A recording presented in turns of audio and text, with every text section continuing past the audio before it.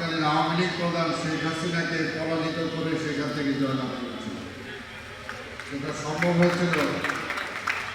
সম্ভব হয়েছিল তার সেই গুণাবলীর জন্য। এবং নির্বাচিত হওয়ার পরে আমার মনে হয় যে সুস্তাপুর, কোতোয়ালি, ক্যান্ডেরিয়া, বংশাল এই এলাকার কোনো মানুষ বলতে পারবে না যে কোনো এলাকার কেউ মারা গিয়েছে সাদেক হোসেন খোকাকে জানা যায় পায় নাই, কোনো এলাকায় কোনো একটা সমস্যা হয়েছে সেখানে সাদেক হোসেন খোকাকে পায় নাই, কোনো পরিবার বিভিন্নভাবে ক্ষতিগ্রস্ত হয়েছে, চিকিৎসার জন্য টাকা পয়সা নাই, সেখানে সাদেক হোসেন খোকাকে পায় নাই, এমন কোনো পরিবার কেউ বলতে পারে। এবং পাশাপাশি আরেকটা যেটা বলতে চাই, যেখানে আমাদের ভিন্ন ধর্মের অর্থাৎ হিন্দু ধর্মের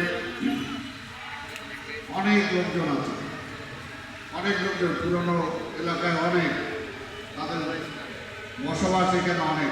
তারপরেও তিনি মেয়র হওয়ার পরে কিন্তু তিনি সবার মেয়র হয়েছেন, শুধু দলের মেয়র ছিলেন, যেটা বিগত মেয়রগুলোর কাছ থেকে ঢাকা মহানগরবাসী সেই সেবাটা পায় না যেটা সাদেক হোসেন খোকার কাছ থেকে পেয়েছিল।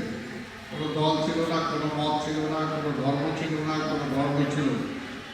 সেই কারণে সাদেক হোসেন খোকা যখন এই ঢাকা মহানগর থেকে 91 সালে জাতীয় সংসদ নির্বাচিত হন, তখন কিন্তু আওয়ামী লীগ দলের প্রধান শেখ হাসিনার বিরুদ্ধে তাকে লড়াই করতে হয়েছিল।